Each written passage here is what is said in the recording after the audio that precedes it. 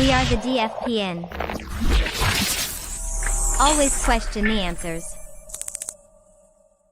No Gimmicks Podcast, and we bring it to you. Every time we turn live, man, you know it's the truth. Every after show, moving down, this the time to move around. No Gimmicks Podcast is going down. Every night, every time in the ring, this is the time for the No Gimmicks, no we doing our thing. What's your state of mind, state of mind? Moving down a statement when we take the line. This is exactly wrestling the state design. When you see Stone Cold like me, with the stunner in the world, exactly, man, what we bring. Every night we move like Brock Lesnar, the F5, no gimmicks. We take you to your limit, what's the feeling?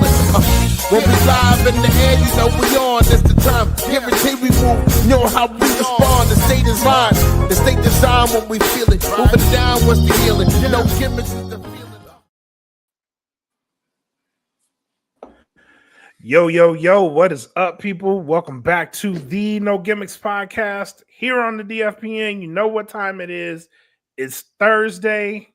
Some people like to call this Thirsty Thursday, but this is the lead into MPX, guys. We are dead set on Fight, Win, Survive this weekend following a really, really great card. Shout out to the people in the group, because there were some people in the group that were actually in the chat with me watching this show. So shout out to you guys. You guys are awesome. Thank you for tuning in. It was fun chatting with you guys while watching the show. This may have to be a thing. I may have to jump in the chat every week because it was actually fun in there. And then people were watching the show and commenting, and it was awesome, man. So shout out to everybody that tuned in. Thank you guys for tuning in tonight. My co-host, as always, for these things, The Choice, Matt Andrews. Welcome back, buddy. Man, we got some stuff to talk about tonight. So much coming up this weekend. Also, so much of a fallout from the past weekend. And yeah, really want to thank you guys for all tuning in and kind of joining the whole watch party. I mean, that's kind of fun. You go on TikTok and you see all these, people that are doing reactions and stuff. And why not? I mean, Yeah. MPX is one of the longest running weekly shows in the state of Texas. It's about time to get something like that, So I love the idea of that. Yeah, man, I ain't gonna lie, it was really fun. and just interacting with people, watching the matches, commenting on the matches. It was really fun. I had a lot of fun just sitting there just typing away. So it was awesome, man. Awesome show. Very good show. Let's talk about that show for a minute. Yeah, please. Because one of the matches from that show went viral. Yeah. And that was the match that we talked about last week. I was really looking forward to You versus Maya World. And we did not get that match. But what we did get is the Fallen Goddess, our forever ROH Women's Champion, Athena, substituting in that match and going one-on-one with Maya World. And I got to tell you, man, I was kind of disappointed until they announced who the sub was, who was replacing. I was like, I can't be mad at that. It was awesome. And the match itself garnered so much attention from the wrestling world. It was cool, man. Like, just to go on Twitter and see the amount of retweets and interactions on Twitter that match got, and eyes that it put on MPX nationally. That was some really dope stuff. Yeah, without a doubt. We found out about Miyu Yamashita not being able to come out to MPX maybe about, 6 hours before the show, I think is about right. Yep. About 2:00-ish maybe. And for the fact that the Fallen Goddess, what promotion was it over in England where it's an indie promotion or whatever, and then all of a sudden Triple H comes out and nobody, and everybody lost their minds. Yeah, that was kind of this for MPX, right? It's like, oh man, we didn't get an advertised card. I'm sorry, did you say the longest reigning Ring of Honor champion ever is going to be here? Yep. Gee, guess I'll come out. Yeah, it was awesome, man, and just like seeing the excitement that immediately built up. And I got to give both women their props, man. This match on 6 hours notice was insanity, man. It was insanity. The amount of hard hitting both women did, hanging around. I gotta give Maya World. It put her. I already had a tremendous respect for Maya World, but it bumped it up a little more after that match, and how hard they went for that on 6 hours notice. Great match, man. Yeah, and I mean, think about what it does for Maya's career as well, right? Yep. So, I mean, it was gonna be a lot going up against Miyu, and of course, Maya's got another Joshi match coming up soon when they're coming through Texas. Yep. But to be put on the same level as the ROH Women's Champion, and to be able to hang with her and to be able to put that kind of a showing out there, you know, there are some eyes that are on Maya Yeah. World if there weren't already there. Right. And I say that she's already had some eyes on her, but I think Yep. this did put her in another stratosphere as far as eyes go. Because I know when we were in Vegas, her name kept popping up, and Sure. no matter where you went, they're like, "Man, Maya World's putting on the show out here. Like she's somebody you need to watch." And it didn't surprise me. So this match, although it was done on 6 hours notice, I'm kind of not surprised at how good this match was, being that it was made on that short of time, because both women are just that good. So great match. Sure. You get you get those two kinds of professionals out there who know how to perform on short notice or to perform when there's a change in the card. You know, that's what separates people out from everyone else, right? Yep. What I also hope that this did, by virtue of the fact that it was Athena and, you know, we put eyes on MPX, but I hope that other people on the card were able to get some good exposure, and that some people, maybe some people that were watching along with you, were watching the show going like, whoa, who's that guy? Right. That guy is really cool. Like, that tag team was great. That was a great match. There's some good stories being told. I'm hoping that a bunch of the other people in the locker room were able to look at it, or were able to be noticed by people watching this show on Twitch, and that increases their exposure. Yeah. And what's cool about that was, you're right. What was cool about that is there were people in the chat that had never seen Dylan Cavins, and Oh, yeah. that match that he had with Phil Sharp was really, people were talking about him in the chat. That was awesome. And Yeah, stuff you like couldn't that. have That was picked a awesome. better match to open the show, Oh, honestly. most Two high definitely. impact, high energy individuals for a championship. I mean, that was everything you could have wanted in a curtain jerker, so to speak. Yeah, most definitely. Most definitely. And I would be remiss if I didn't bring this match up, because we got to talk about it. Okay. Brick Savage versus Ooh. Demo Diamond. Yeah. My heart was so warm because I was like, finally Brick did it. They got the championship. They're hoisting it loud and proudly. You could see the look on their face when they won that match. You could tell it meant a lot to them. And then you snatched their heart right out of their chest by restarting the match. Look, we got comments already. Do we have to talk about this? Look, obviously, you know, I'm backstage before the show and all that, and you hear Brick Savage talking about how much it would mean for them to win the MPX championship. Not just from a belt collector standpoint, because it's no secret, Brick has many championships across many different promotions around here. But this one, I could tell that they wanted to have real close, real special, and they wanted to be on this night with so many eyes on the program. They wanted it to be seen that he won, and you know what, they did, right? Yeah. They did. It's just a shame of how all of that went down. But you know what? It tells a great story, and it doesn't finish the story. We know that we're going to see Brick Savage and Demo Diamond down the line, whether it's for the championship or not. I'm just saying, I don't know how long Demo's got with that belt, but regardless of whether he's champion or not, Brick Savage is going to get their hands on Demo at some point or another. At some point. Now, we talk how often Demo plans. Was this a part of the plan? Because you can't really plan for stuff like. Was that a part of his plan?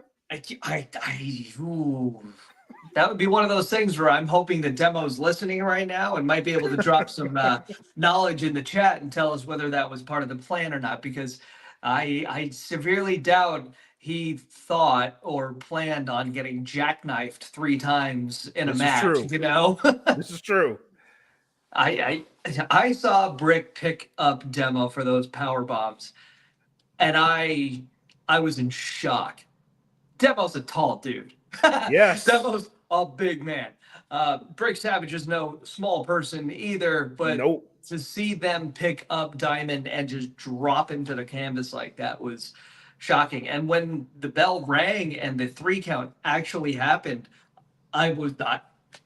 I almost didn't turn the mic on in time to be able to announce and knew, because I couldn't believe it. Yeah. It was just that shocking, but just as shocking is who did that? Jamie Aller? Was he the one that argued with the ref and said No, his foot was on the rope? Yeah, Jamie definitely is the one that pointed it out. But what's weird is that, like, I was on that side of the ring, right? I didn't even notice that Travis came to. I thought Travis was still dead to rights. I thought he was still knocked out cold. And so when I announced and knew, and I was standing at the corner of the ring, and then all of a sudden I see Travis get up, I'm like, "What? You're still there?" I had no clue, let alone even seeing that Demo's foot was on the ropes. So, Wow. Yeah, I had no idea. I was paying attention. It worked to perfection, if that was in fact the plan. It worked almost too good, you know? No kidding. But the outcome is Demo is still the champion.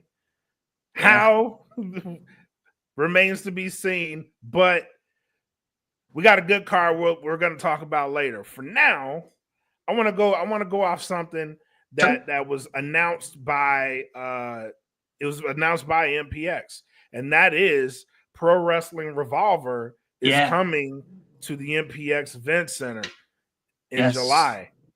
Yeah, Wrestling Revolver. No, that's at the end of the month. Is it? Oh yeah, I'm sorry, June 28th. Yeah, it's June that's going to be that's going to somewhat take the place of MPX's Saturday show that night.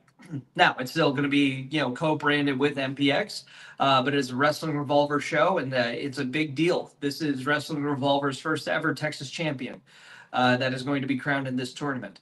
From what I've been told by Wrestling Revolver officials, I believe there are 7 tournament matches. So we'll that see. Yeah. Wow. This will be a 3-hour show, as far as I know, if there's time, with a couple of other showcases outside of that. But there's a lot that's going to be going on, and the fact that Texas is getting its own championship, right, coming off of the heels of the NWA crowning its first Texas champion, right? This is just good for the business in the state. Yep. And that speaks volumes for Texas wrestling and how healthy it is, because those companies are investing in the state by having their own champions within that state. And there's some names on this card that are well known throughout the state and are popping up on this card that are going to be involved in this. And there were some names I saw mentioned, and I got excited immediately. I know Brick's going to be in this tournament. Yep. I know Vert Vixen got announced. Yeah, and that's who I'm super excited about. Like, I first met Vert Vixen probably 4 something years ago or something like that. When I was doing my return deal with Frankie Fisher, and I was backstage and things, and I met Vert, just the absolute nicest person, and then turns it on like a switch, like a light, and completely becomes an entirely different monster. But always a pleasure to see Vert Vixen in an MPX ring, really just any kind of ring at all. It's great to see her. But then we also got to talk about, obviously Matthew Palmer, heavily involved with Revolver, as he always is, for better or for worse. Right? Right. And then we also saw the very first entrant. Do not disrespect that man. The very first person that was announced for this tournament was KJ Orso. KJ Orso. If you guys don't know who KJ Orso is, he is the former Fuego del Sol, who has vowed vehemently to put some respect on his name and he's doing it the hard way, ladies and gentlemen. He's going out, and I got to tell you, I like KJ Orso. Not that I didn't like Fuego del Sol, but KJ Orso, I kind of like this attitude. I'm not gonna lie to you. No, I like the investment that he's putting into himself, Yeah. right? This is not fanfare. This is not something to appease the fanfare. This is something that he felt that he needed to do. He needed to get away from an Yep. old image and step into something else. I can relate, like on a personal level, just a former life that I had, right? That I needed to step away from whatever that was, refine myself, rededicate, and buckle down and go to it. And so I have all the respect in the world for KJ Orso for doing what he's doing when he already was established. Right. Fuego del Sol was loved throughout the nation, not just Texas, throughout the nation. So when he had that match, I was in the building for that match, the mask versus career. I Oh was in the yeah. building for that. And I could tell you how much it hurt people to see him lose that mask. But I would be lying to you if I didn't say losing that mask may have been the best thing to happen to him. It definitely, I think, has helped him so Well, it's far. such a rarity, right? For people to Yeah. lose masks, sometimes that completely destroys their career. Yes, exactly. But it seems to be the complete opposite for Orso. Yeah. And so I'm very glad to see what he's doing, and I'm excited to meet him again when he gets through Texas. Absolutely, man. Also, about an hour ago, we got our fifth entrant. And The game changed. Yes, the game absolutely yes, changed. Yes. Because this and to be fair, Revolver kind of spoiled it a little bit. The initial show poster for this tournament, it had KJ Orso, Matthew Palmer, Freak Savage, Vert Vixen, cool. But the fact that now Shady JD Griffey, the pit fight sensation, an unbelievable get by Revolver to put him in the tournament. The current VIP heavyweight champion. Yes. Who's been going for more than 500 days. Great showcase addition. we're about to get. Yep. Great addition to this card. And I'm pretty sure they're going to announce more, but the fact that this is actually happening at the MPX Event Center, easier for fans to get there. I fully expect the Revolver shows when they come to this particular part of Texas, when they come here, they're always full anyway. I fully expect this one to be packed out for real. Oh, I do too. Yeah. I'm a bit surprised it wasn't located to a different venue, but at the same time, like I'm excited to see where this goes from here, like how this ends up packing out. Already talking to a few potential sponsors on this show. Don't worry, we're still going to be okay because we got to talk about this dang show. But some new people coming aboard and stuff, and they're wanting to know, oh, can I set up a table and stuff? I'm like, my man, with as many wrestlers as are going to be there trying to sell their merch, plus the amount of people in that small confined space, it's going to be a loud environment. It's going to be no room to move. It's going to be cramped in there. It really is going to be cramped in there, which I like because it's going to be an intimate show. I'm really interested to see what this will look like in that space because when they normally do them, they're at the Epic, and the Epic it's intimate in its own right, but just having everything close together, I'm really interested to see what this actually is going to look like. Yeah, and this is going to be nice to see a blend of current MPX addicts and then wrestling Revolver fans. Revolver fans who've never seen MPX show, and vice versa, MPX fans who've never seen a Revolver show. So to be able to see the joint production of this is going to be fantastic. Yeah, absolutely, man. So June 28th, it's gonna be a great night. I'm actually excited to see that one. It's gonna be on Triller. If you can't make it there, is MPX streaming this one, or is it just exclusive? I got to clarify that because I kind of need to get back with some people as well to kind of let them know. For sure on Triller, and then that several of the matches are probably going to be up on YouTube very shortly thereafter. But I will get verification if we're going on Twitch with that night or not. But it could just be a Revolver show part. Okay. Stay tuned, but definitely going to be on Triller that night. So that's also another good look. So. Oh, it is. Yeah. Yeah. Most definitely. But the time has come. Matt, let's Please. jump into Fight, Win, Survive, this week's edition of This Week on MPX. Yes.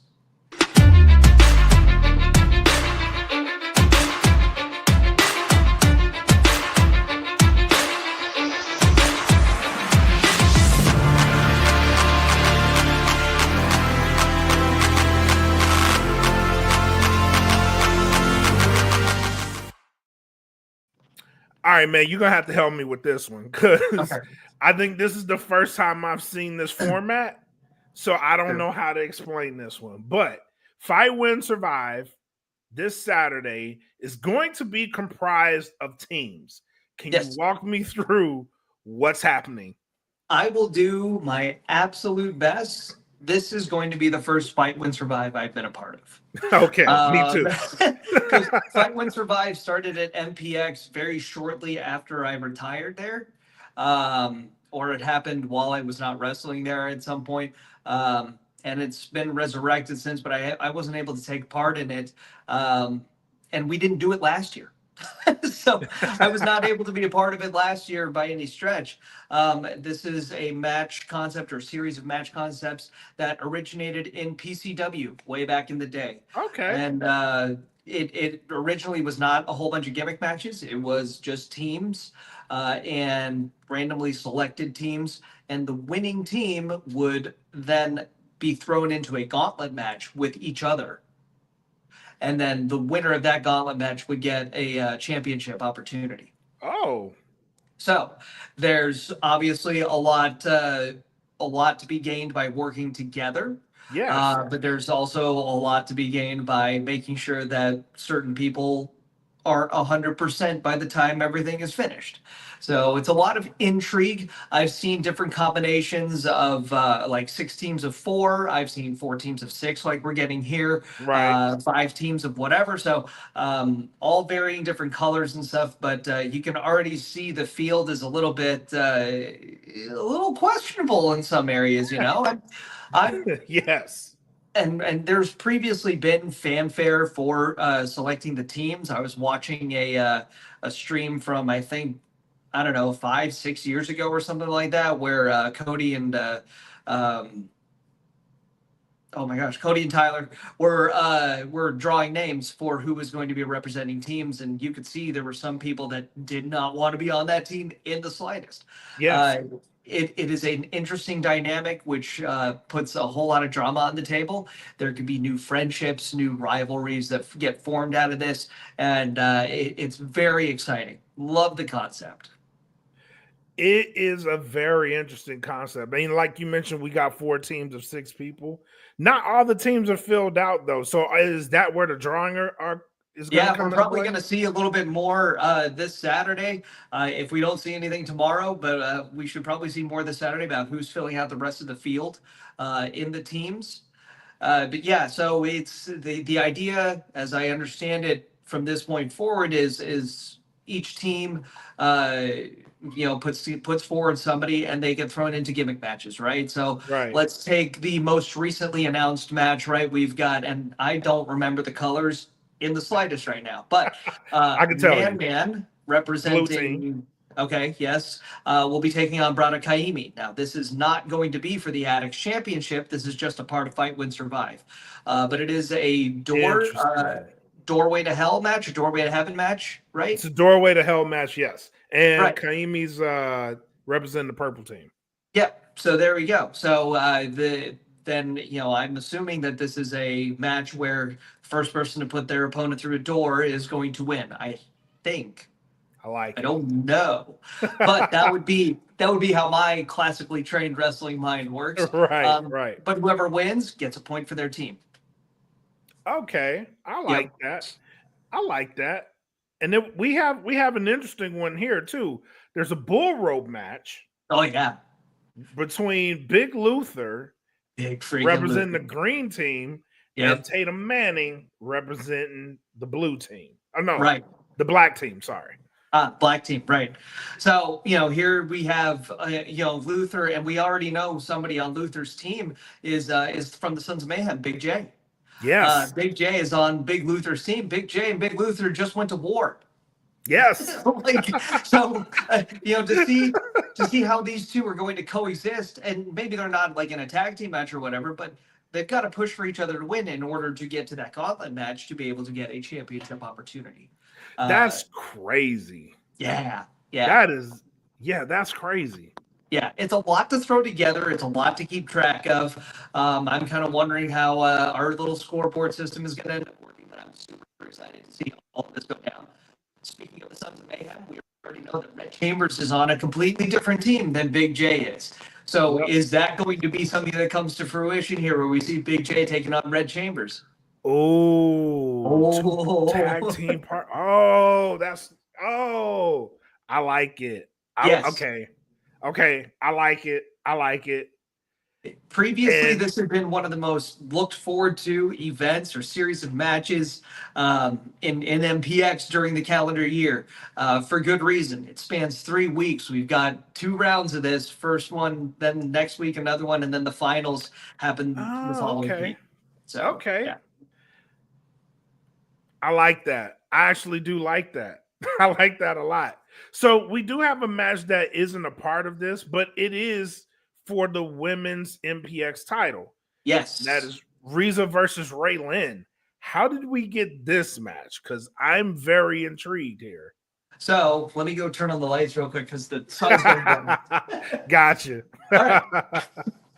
I was like, so how did we come across this match? Who knows? But I do know that the women's championship was the only championship that was not defended last week at We All Go to One Match.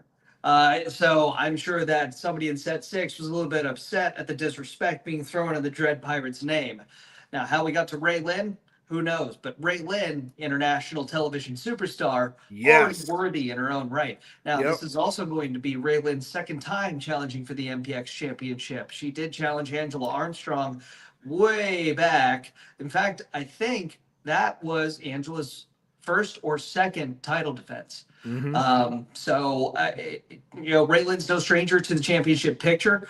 She's definitely been a little bit more prolific all over Texas, all over the area, and with Wrestle Rave, with VIP, with DFW All Pro. So Ray Lynn definitely has a lot of skins on the wall, and of course, she is Chantilly on WoW, Women Wrestling.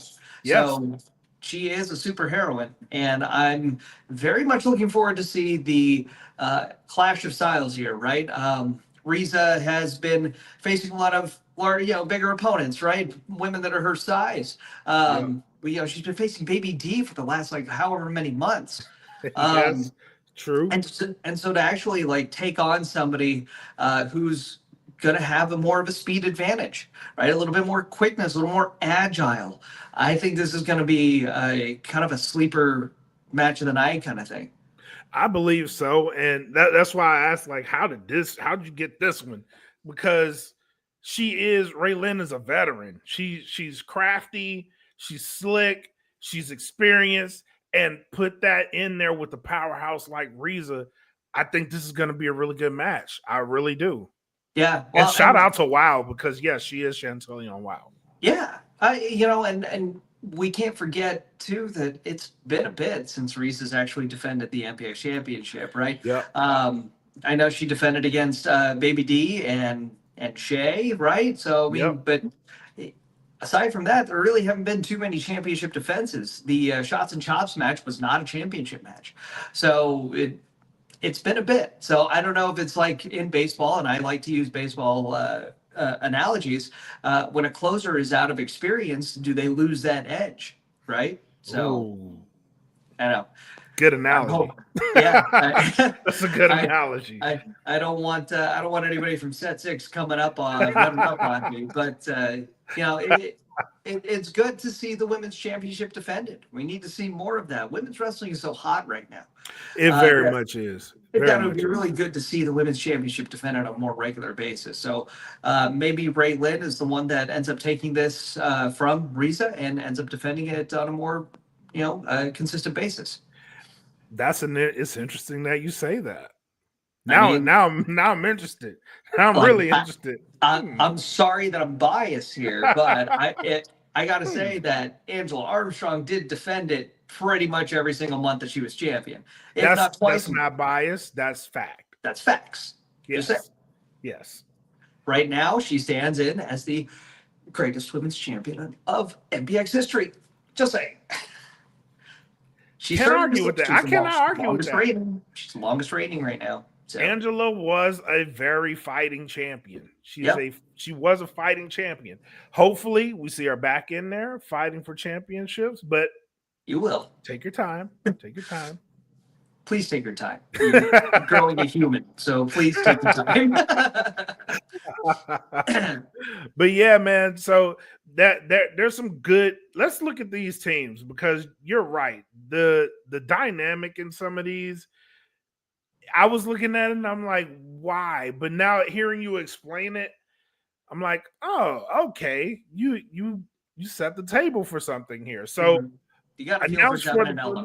Yep. I want to jump to Devin and Ella because, like, the team that he's on, a whole bunch of people he has history with. So yes.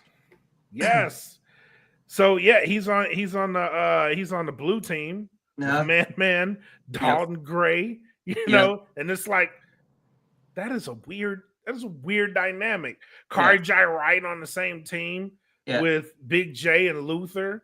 And it's like, what are we doing? That's a great team, by the way. That is a great team.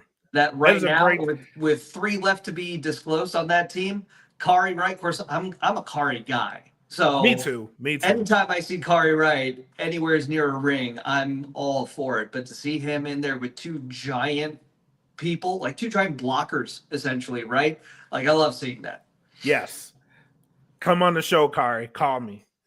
So, make it happen. We need to talk. But yes, I'm a Kari Jai Wright guy too. So yes, please do some good, Green Team. Do some good. But yeah, man, there's some crazy matchings, pairings on this card, and I'm actually really curious to see where this goes. Really curious to see where. I can't wait for the rest of the field to come out. I think that's part of the intrigue that you want to come out for. Obviously, like, not a whole lot of matches have been announced for this Saturday, but I think you go to this show and you tune into this show to see what kind of chaotic teams can come together out of this.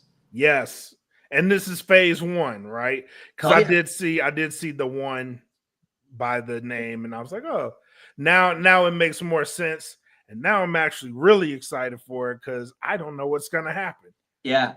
This is definitely an element of surprise kind of tournament where not everything is announced and stipulations are probably not going to be announced ahead of time either, which adds to the intrigue, right? That's like it's almost like a Cyber Sunday or what's the Halloween one? The Wheel of Gimmicks or whatever it is where they spin the before the match. Yeah. I'm so excited. Taboo Tuesday.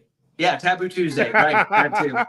So as an announcer, as somebody that will find out along with everybody what the different match types are that are going to be coming up, I'm super stoked to see how I keep up with all of the rules. Yeah, man. So this Saturday, 510 Harwood Road, as usual. For this one, if you can't make it in there, hit the chat. Actually, I'll join the chat. Hit me up on the chat. Come chat with me again this weekend. Let's watch this show on Twitch. Find Metroplex Wrestling. Come watch some good wrestling.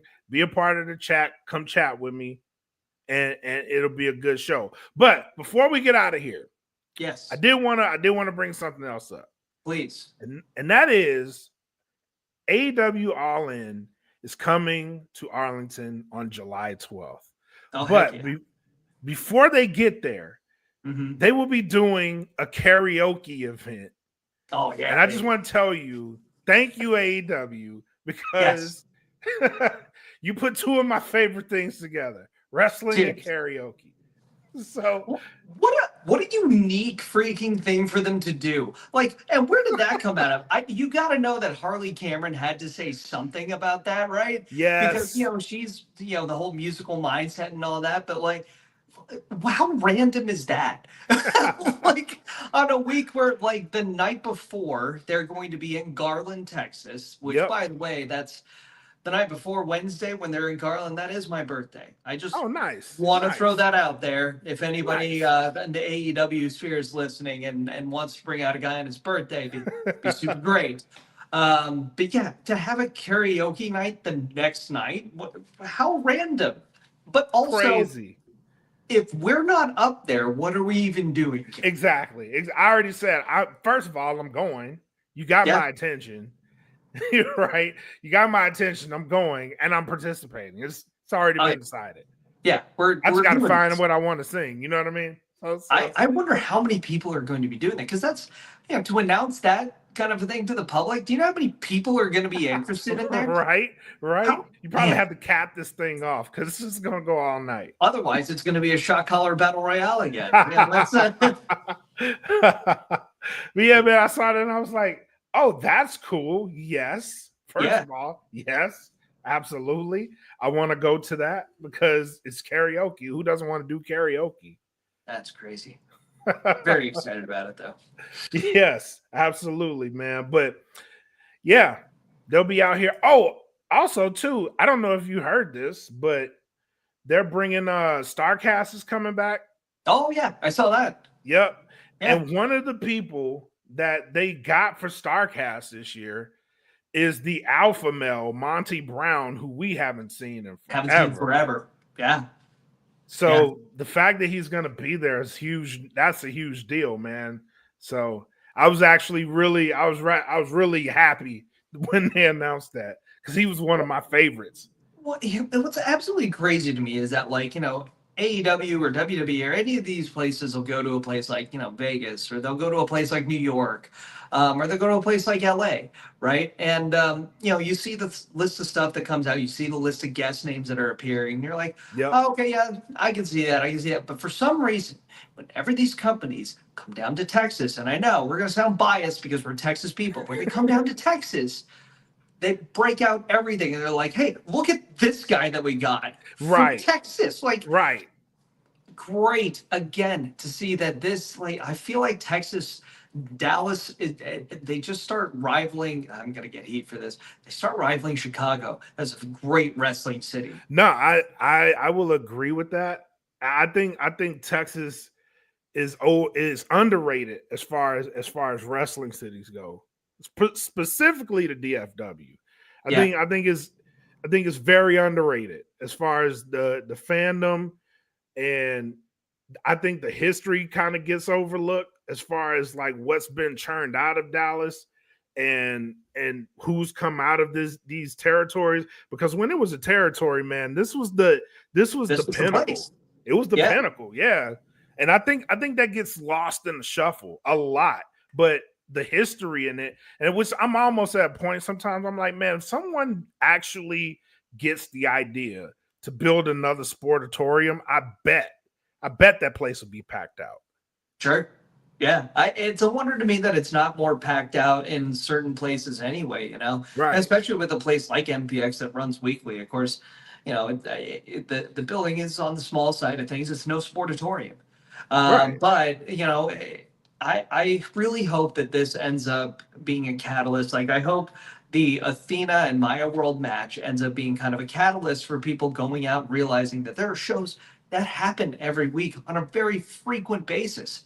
Yep. If not every week like MPX. But yeah, I mean, most notably for me, they break out the weird stuff in Dallas. I was in attendance for the CM Punk John Cena match where Punk busted out the pile driver with, like, for no other reason.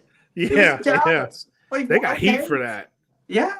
But but just unbelievably good things happen when wrestling comes through Texas. And no disrespect to the Von Erichs, but I got to tell everybody out there who's listening, Texas wrestling is more than just the Von Erichs. Exactly. And that's people think of Texas and they think of the Von Erichs immediately, but some of the greatest wrestlers to ever step in the ring came out of Texas, man. It was way more than them. But yeah, I get the reference, but as a whole, this state has churned out some of the best wrestlers to ever do it. Yep. In multiple, whatever style you want to call it, there's someone from Texas that's either been really good or the best at it. I mean, just look at who we saw this past weekend, the American Joshi herself. Yep. So, yeah. Yep. It's a good time to be a Texas wrestling fan. Absolutely, man. Absolutely. But that's the show, man. Any last words for the people? No, man, not really at all. Just, looking forward to seeing all the addicts out there, 510 Harwood Road every single Saturday night. Looking forward to, seeing how everybody reacts on the Twitch stream for you as well. So very excited to be part of that. And I got to tell you, Kelvin, I'm very glad to be a part of the No Gimmicks podcast. And, doing this every week is really great. It's always a good time, man. It's always a great show.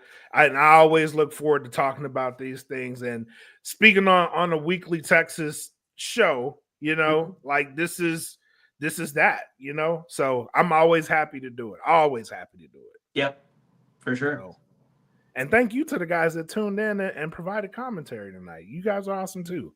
Yeah, spread the word. Tell more people about us. I'd like interact. I like seeing the comments pop up on the screen. I think that's cool. It's like, makes me feel like I'm important. You guys are typing stuff out. I get to read it. That's great. Absolutely, man. Absolutely. So for me, here at No Gimmicks, for the choice, Matt Andrews, thank you guys for tuning in. Come back next week. But before you do that, make sure you tune in or attend this MPX show this weekend, 510 Harwood Road, and then come back next week. Let's talk about it. Till then, enjoy each other. Take care. Enjoy what you want to enjoy. Peace. See you later. And I know it's all business, all business, all business. We give them no gimmick. Yeah. And I know it's all business, all business, all business. We give them no gimmick. Yeah. And I know it's all business, all business, all business. We give them no gimmicks, gimmicks.